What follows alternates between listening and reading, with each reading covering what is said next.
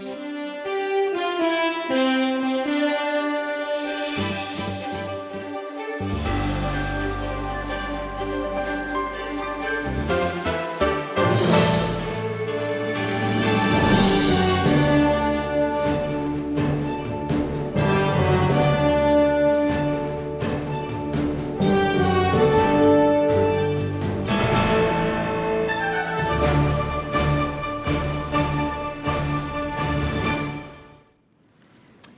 evening, Oswego, and welcome to WTOP 10 Sunday Night News, your connection to Oswego and beyond. I'm Barry Wygel.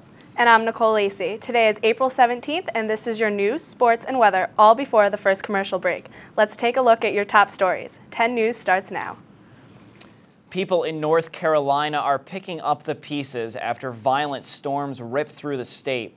At least 20 people were killed statewide in North Carolina alone. Another 130 were reported injured. Dozens of homes were reduced to rubble when tornadoes tore through Saturday. Today, Governor Bev Perdue says she spoke to President Obama about the, quote, catastrophic damage. She says he's vowing to do all he can to help. Governor Perdue declared a state of emergency for the entire state after making stops in some of the hardest hit counties today. She says she plans to visit more counties battered by the storms tomorrow. Former Alaska Governor Sarah Palin may agree with curbing collective bargaining rights for state workers in Wisconsin, but protesters sure don't. They gathered Saturday at the Capitol in Madison to rally against Palin.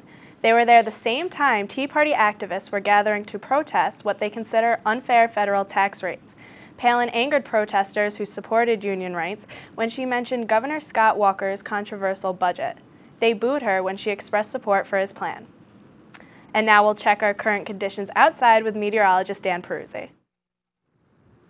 Well, thanks a lot, guys. It is a very cool and blustery night here outside. I am, of course, WTOP meteorologist Dan Perruzzi, and cold and windy is how you described tonight, and really how you described most of the day today. Going around campus, if you've seen it all, if you were outside at all earlier, you saw there were some rain and snow showers in the area and wind the entire time. I'll get to that in a second, but for now, let me focus on the current conditions outside. Temperature of 38. It's been in the mid-30s for the last few hours.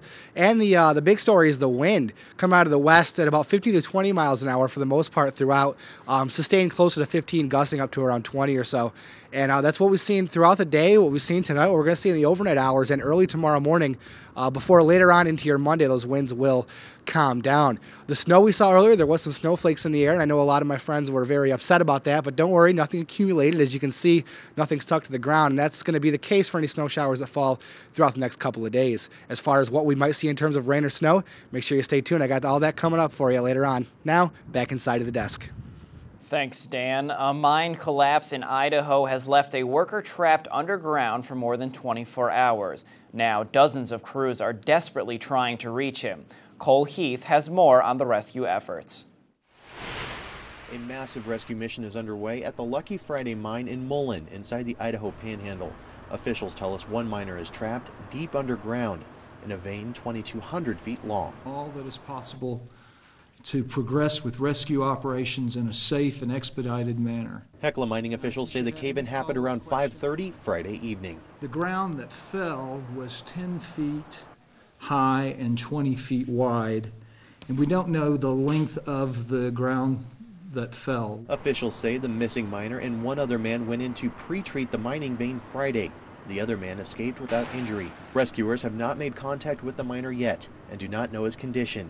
Officials haven't released his name either, but the community of Mullen is hoping and praying. We're close-knit and we're all close to each other, and it affects everybody. We're really concerned because especially we're not getting any response. Rescue crews are working around the clock. So far, they've removed about 25 feet of rubble out of the vein and still have to clear about 50 feet. We're doing everything we can to reach the employee, and we'll continue to make every effort as long as it takes.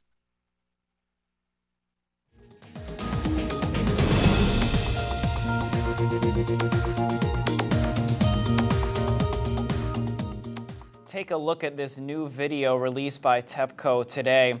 It shows some of the severe damage sustained by the Fukushima Daiichi nuclear power plant in the wake of last month's quake and tsunami.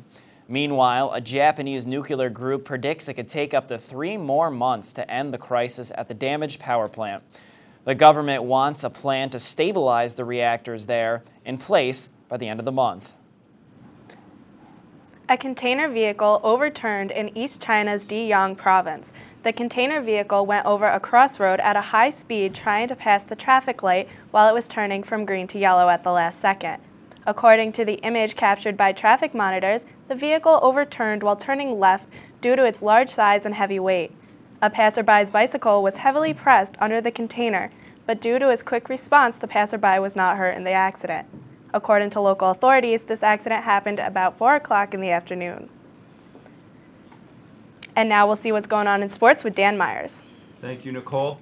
The NBA playoffs tipped off this weekend, resulting in some Game 1 thrillers. The number 1 seed San Antonio Spurs and 2 seed Los Angeles Lakers were both upset in Game 1 matchups. The Spurs lost to the 8th seeded Memphis Grizzlies, giving the Grizzlies their first ever playoff victory, 101-98. Memphis, who have been in the league for 16 years, were previously 0-12 in playoff games. The Lakers were upset by the 7th seeded New Orleans Hornets, with their final score being 109-100. Chris Paul led the Hornets with 33 points and 14 assists. That's it for sports for now, but let's take it over to your local news.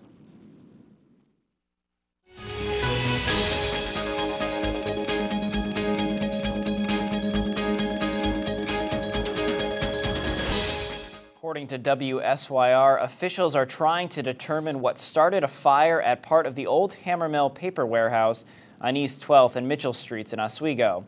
The fire broke out at the vacant building around 4:30 a.m. Fire Chief Jeff McRoby says it was mainly on the second floor of the old office building. He says there were still office supplies in the area, which helped stoke the fire. McRoby says the fire was particularly hard to extinguish because of the building's location. He says it's hundreds of feet away from fire hydrants. Fire crews had to use a lot of hose and manpower to get water to the fire. 4 fire departments helped the city put out the fire. Syracuse Deputy Mayor John Cowan will resign because state law will not allow him to collect both his $94,400 salary and his $82,300 pension. Cowan took home both his salary and his pension from his career as a firefighter last year. He will repay more than $55,000 to the New York State retirement system. Syracuse Mayor Stephanie Miner said Cowan will resign soon, but the date has not been set. The 59-year-old Cowan worked 31 years as a Syracuse firefighter, including 8 years as chief. State Route 49 in the town of Floyd was closed for some time this morning after a high-speed car accident. According to WSYR, the Oneida County Sheriff's Department says the driver lost control of his vehicle while being pursued by deputies. Around 5:30 this morning, investigators saw Lynn Derrick of Rome was traveling 82 miles per hour in a 65 mile per hour zone on State Route 49. As deputies tried to catch up with Derrick, they say he passed another car and then lost control of his vehicle. All right, very well. Take a look at the radar outside. Those rain and snow showers are starting to diminish. How long will the clear weather last? Make sure you stay tuned. We got all that and more coming up after the break. This is WTOP 10 News Tonight.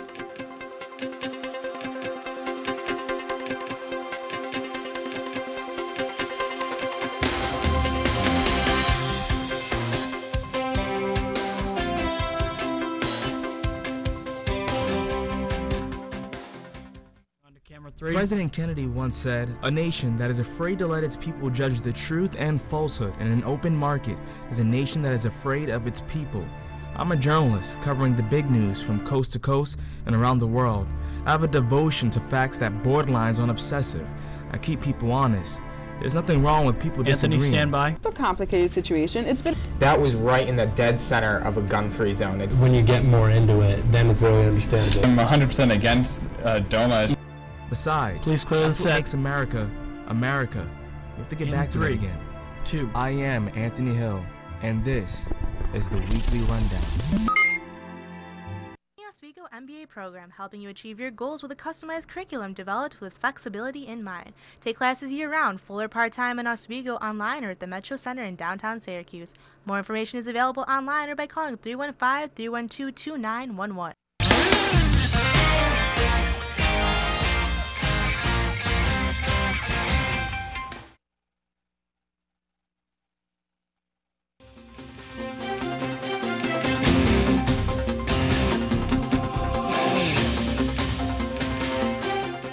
State State police say a SUNY Oswego student pulled down his pants and mooned 2 troopers this weekend in the city of Oswego. 21-year-old Jacob Link was charged with disorderly conduct, which is a violation. According to a press release, the troopers say they saw Link pull down his pants and expose his buttocks around 2 o'clock on Saturday morning as he walked down Bridge Street. A historian of Civil War will speak April 27th and 28th at SUNY Oswego's Campus Center. Dr. Leslie J. Gordon is a professor of history at the University of Akron and the newly named editor of the journal Civil War History. At 6 p.m. Wednesday, April 27th, she will talk about State of the Field, Women Historians, and the American Civil War. At 7 p.m. Thursday, April 28th, Gordon will be the featured speaker at the History Department's award ceremony. Both of Gordon's presentations will be open to the public free of charge. Parking will be free on campus for those attending these events. A Colorado family is praying for the safe return of their loved one. 19-year-old Kenya Monhay disappeared more than 2 weeks ago, and for her family, it's been an agonizing time. Kyle Cabote reports. It's not a regular day for me anymore, and it's just like the weeks that go by, they just don't feel like weeks. They feel like years and ages, and I just need my sister back. Kenya Monhay's family says it's as if time has stood still since their daughter disappeared after a night of clubbing in Lodo 2 weeks ago. It's a helpless feeling. We're totally helpless. But even through that pain, they still maintain hope. Yes, day by day, by God. God has given me the strength to go on. And I know God will bring her home. Hope that they will see their daughter alive and well again. We need her, and she's the only person I trusted, and without her, I feel like there's a whole lot of me missing. But new evidence against Travis Forbes raises a lot of questions about where Kenya may be. Search warrants involving Forbes include witness statements describing a group of people burning something in a barrel outside the bakery where Forbes works the night Kenya disappeared. Forbes was also spotted on camera wearing latex cleaning gloves that went up to his elbows. It's surreal. I don't even know what to think of it. But Forbes says he didn't do anything wrong. If I had known that, that she was going to go missing, I wouldn't have left. In fact, he says he wishes he would have done more to keep her safe. I could have intervened more, and not just said, okay, and gone home, Monhay's family says they're just happy there is new information in the case, saying it brings them one step closer to seeing their daughter again. I know the police and the detective are helping us, and I know that we're going to find her because God is with us. And now we're going to take a look at your full forecast with meteorologist Dan Perruzzi.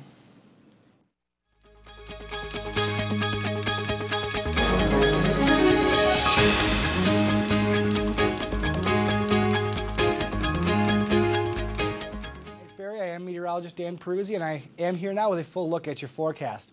Starting off, taking a look at the almanac today, our high was 47, our low was 37, pretty below average for this time of year. You can see our high was 7 degrees below the average. Low was right on pace, so it was definitely a cool day, nowhere near our records. We received 0.14 of an inch of precipitation today.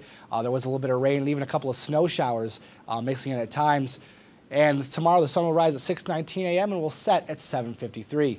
Your temperatures throughout the county, Richland and Oswego are the warm spots at 37, along with Hannibal, Fulton at 36, Mexico, basically mid-30s throughout the county. Taking a look at the rest of the state, New York City, the warm spot at 59, Rochester, coolest at 34, and throughout the rest of the state, mid-30s to low 40s is pretty much what we're seeing here. A pretty chilly night throughout the state. And taking a look at your WTOP radar, you can see the rain and snow showers that have been affecting us throughout the day.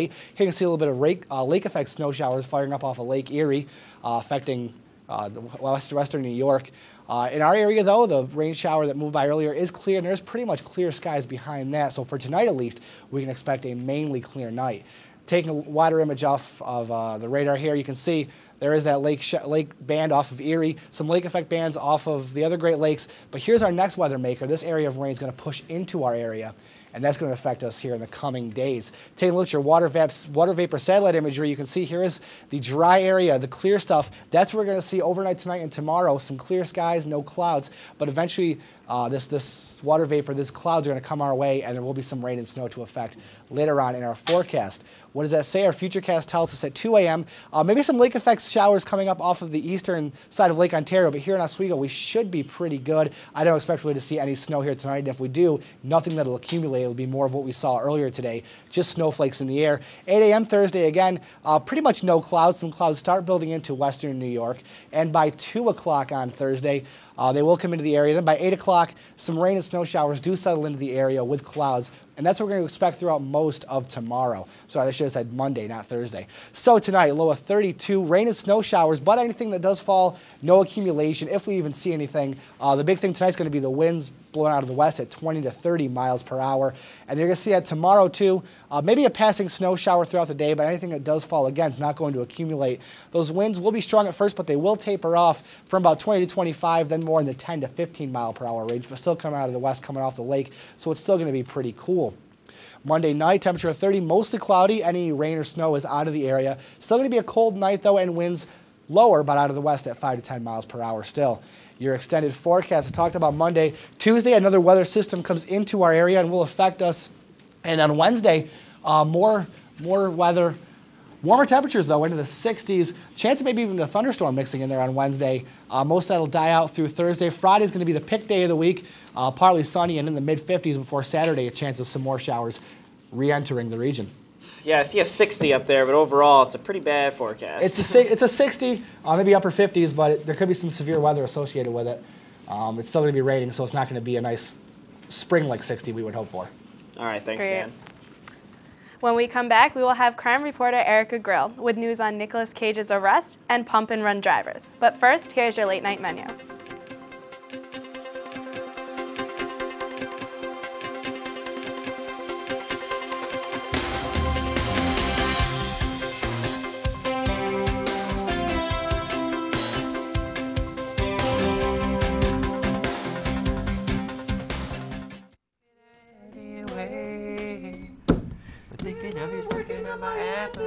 Looking forward to a little afternoon delight. Rub my sister shows together, making sparks ignite, and the thought of loving you so excited. Sky rockets in flight. Boo! Afternoon delight. I think you got it.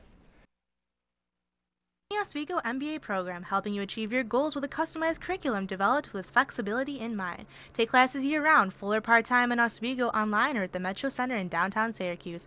More information is available online or by calling 315-312-2911.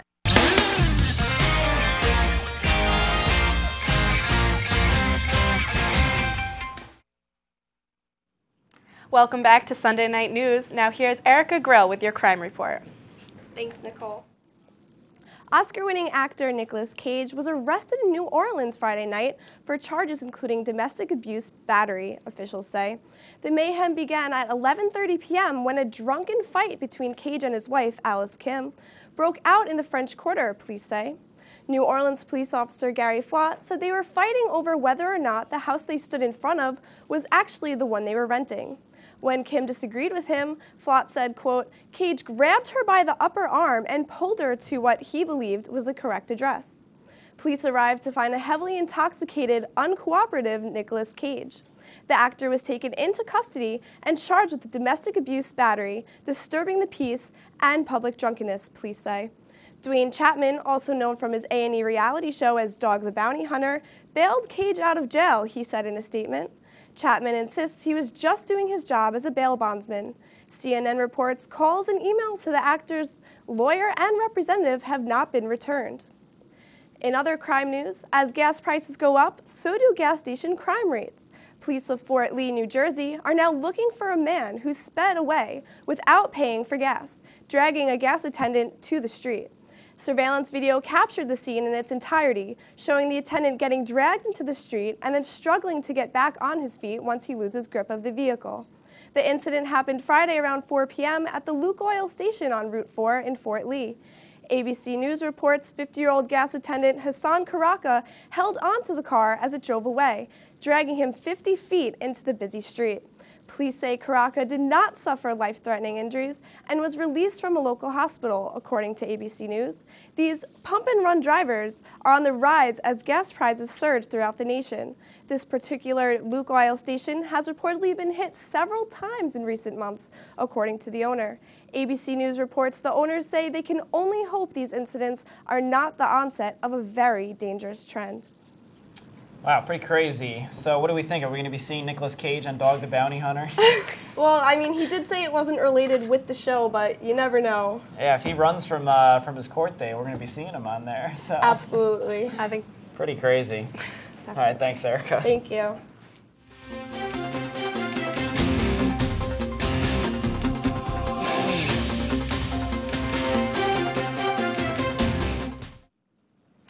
The former office manager of a central New York medical practice has been charged with stealing about $600,000 from the business over a 5-year period. The Observer-Dispatch of Utica reports that 39-year-old Nancy Phillips of Herkimer was charged Thursday with grand larceny. She pleaded not guilty and was released on $10,000 bail. Authorities say Phillips began stealing the money from Mohawk Valley Urology in November 2005 when the office was located in Utica. As you file your income tax returns, the New York State Tax Department wants you to know that it is getting better and better at catching tax cheats. The Tax Department and IBM are expected to announce that the state has recovered $83 million in delinquent taxes since new technology was developed with IBM last year. That is an 8% increase over 2009. The new approach has made the state a leader in the pursuit of tax cheats and has put tax professionals and businesses on alert that New York is no longer soft on fraud. And now a full look at sports with Dan Myers.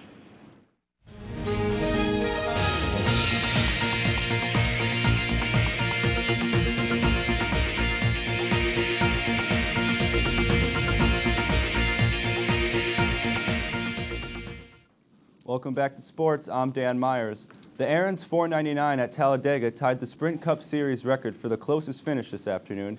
Jimmy Johnson beat Clint Bowyer by 0.02 of a second, tying Ricky Craven's victory at Darlington in 2003. Johnson got the win with the help of his teammate Dale Earnhardt Jr., who was pushing him to the checkered flag instead of going for the win himself. The top 5 was rounded out by Clint Bowyer, Jeff Gordon, Dale Earnhardt Jr., and Kevin Harvick. The Buffalo Sabres lost against the Flyers on Saturday to tie their series at 1 game each. Both goalies were busy in the first period, where 6 of the game's 9 goals were scored, 3 goals for each team.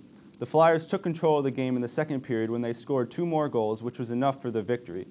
Cody McCormick scored a 4th goal for Buffalo in the third period, but the Sabres were unable to score a 5th and tying goal. Game 3 of the series will be tomorrow night at 7 in Buffalo. The Oswego State baseball team was swept in a 3-game series against New Paltz this weekend. They lost Saturday 6-1 and lost both games of the doubleheader this afternoon. In the first game, New Paltz jumped out to a 6-0 lead by the 3rd inning. The Lakers would not give up, though, scoring 2 runs in the 5th and 3 runs in the 6th inning. Both teams scored 2 more runs in the game to end the game 8-7, New Paltz. Oswego will play a doubleheader against Cazenovia on Tuesday afternoon at 2. That's it for sports. Now back over to Barry and Nicole. Thanks, Dan. When we come back, we're going to take a look at Attack of the Birds, a world record, and unique prom dresses. But first, take a look at your community calendar.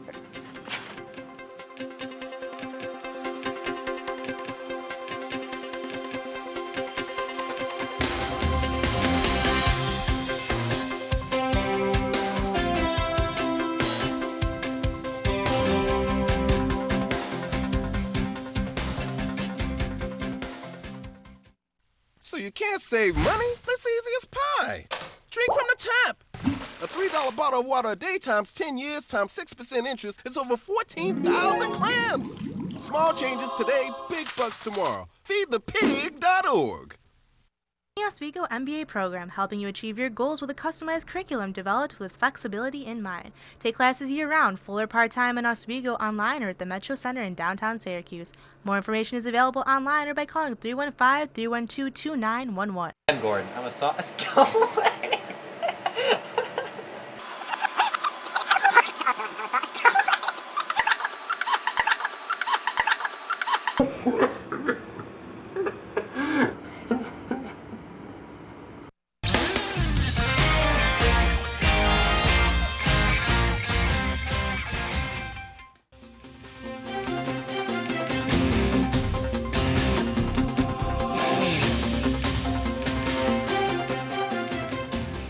And here's a dive into the lighter side of news.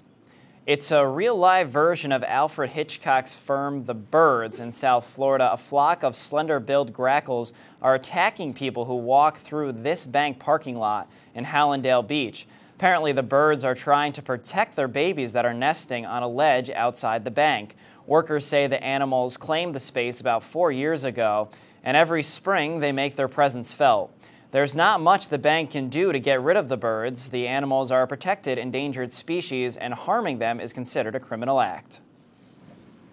Check out this stamp. The face of the Statue of Liberty on the left is not the real thing. It's actually a replica. The face seen on the stamp is at the statue of the New York Hotel and Casino in Las Vegas. A sharp-eyed stamp collector uncovered the truth and alerted the U.S. Postal Service. The agency said it would have picked up on the image anyway, and it said news of the mistake has injected some excitement into the stamp program. The human wave world record was broken in the northeastern Thai province of Khon Kaen as the Human Wave Noal event drove over 50,000 participants on Khoi Nual Road. The Human Wave Noal activity happened with over 50,000 participants. Participants began sitting on the road. The first group of participants started the record-breaking Human Wave by raising their hands, jumping, and sitting down quickly. Next, groups of participants then did the same one after another. Viewers from a distance saw them creating the picture of a big wave heading for the coast. When the wave reached on the end of the road, it returned to the other end. You've probably heard the joke that duct tape can be used for pretty much anything. Now, one Ohio teen is proving it. She's making her prom dress and even her accessories out of the tape. Christy Lee takes a look at the gown. I thought she was a little bit crazy. Kelly Brinkman began making this duct tape prom dress her sophomore year of high school. She says she got the idea after attending a Girl Scout camp where they did a duct tape art craft. And we made bags and I was like, I'm good at this. After that, she made a poodle skirt and Halloween costumes entirely out of duct tape before beginning work on the dress. I have a lot of hours in it. Each picture on my dress is actually hand cut out, and all the stars are hand cut out, so most of the time is in just playing with the duct tape, literally. And that's not all. Kelly made a full tux out of the tape for her date, along with coordinating shoes for each. Mom even helped make a corsage and boutonniere. Kelly's date wasn't too excited about his duct tape tux until he saw it. Mom says if this is the only sticky situation her daughter gets into on prom night, she's perfectly fine with it. I'm proud of her. I mean, she decided she was going to do something and she stuck right to it. No pun intended there. Because there's so much work in that dress, and I'll be really sticky and really hot. All right, and now taking a look at your class day forecast. Waking up for your 8 a.m. classes of about 34 degrees. By 9, 10, and 10:20, get up into the upper or mid-30s rather. By 11 o'clock, it peaks at around 40, and that's about where it'll stay through the rest of the day with a high of about 40 or so tomorrow.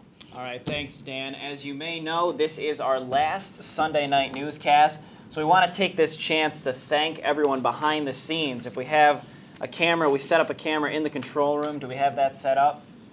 All right, let's take a look at that. There we go. At the TD, we got Tim Goodwin. We got Louis Karpel, our director, Janelle on the teleprompter, Charles Matthews on graphics, and Amy Adamczyk on audio.